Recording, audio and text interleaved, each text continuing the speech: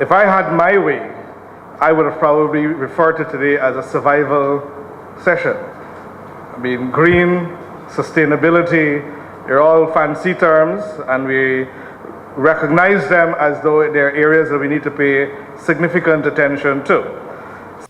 That was Mr. Ramesh Prasad, the CEO of the lending institution IPID, speaking at the opening of the event that was hosted by the Caribbean Climate Innovation Center at the launch of the GreenTech initiative. George, going green was one of the catchphrases of the forum, which was held yesterday at the Tower Suites, which is formerly Hotel Tower. Here they are. One, what's the problem? As we mentioned, you can term it the pain of the customer. Two, what's your solution to the problem? And three, how are you going to make money? What's the business model surrounding your solution? That was Mr. Travis Bartley, the Business Support Officer for Caribbean Climate Initiative Center, CCIC. Several companies have signed on to the CCIC's initiative. One such company is the Guyana National Shipping Corporation. Marketing manager Rene Chester said that his company is very interested in going green. Okay, Mr. Chester, so tell us, why have you guys come on board with the CCIC project? Well, we just wanted to position our company. Our company is definitely big on going green. Of course, you know that Guyana has made some bold steps to put policies in place that sensitize a lot of persons about the benefits of going green. And as a company, Guyana National Shipping Corporation, we wanted to support this initiative. The project manager of CCIC, Carlington Barnell, touted the position that his organization holds across the Caribbean. Well, CCIC is the leading institution in the Caribbean, which pretty much helping to grow and scale medium and small enterprises across the region within the climate green space.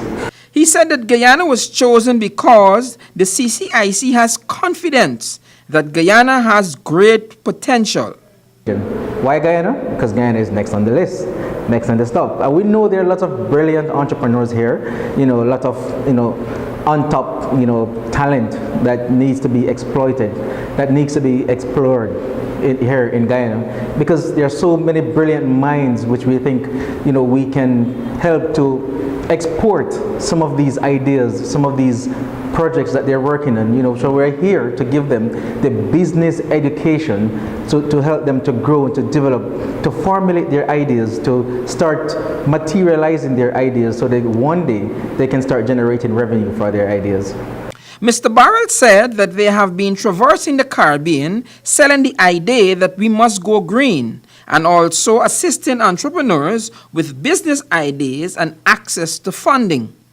So, to date we have done 7 stops in the Caribbean. We have done Jamaica, Trinidad, Barbados, Antigua and Barbuda, St. Lucia, Belize, in recent times Dominica.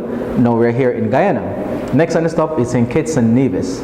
What we're expecting, it's important that we have solidify our footprint in the Caribbean in terms of our entrepreneurs and how we are facilitating them. Janelle Christian from the Office of Climate Change, out of the Office of the Presidency, said that the Guyana government is very interested in climate change because of Guyana's susceptibility to the changing weather patterns. In Guyana, we are known to be at risk, seriously, to the impacts of climate change. Many folks are more familiar with the challenges that we face on the coast regarding flooding, intense rainfall, but conversely, in the hinterland, we also experience extreme drought situation. The sky is the limit as it pertains to the areas that could provide potential entrepreneurial avenues for investors. Here again is Janelle Christian.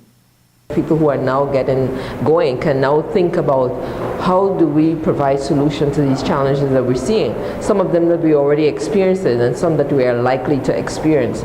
And so we need to change the traditional way that we would have done things, even when we look at energy efficiency, when we look at waste management, when we look at the life cycle process for the waste stream. So what was once considered waste can now be used for input for another area. When we look at some of the services, the technical vocational skills, services that homeowners will have, because now everyone is installing PVs. There will be need for maintenance, there will be need for installation, there will be need for what do we do with the batteries when they're done, even what do we do with the lights that we're changing out. So yes, there are huge opportunities. For Channel 2 Headline News, I am Wendell Jeffrey.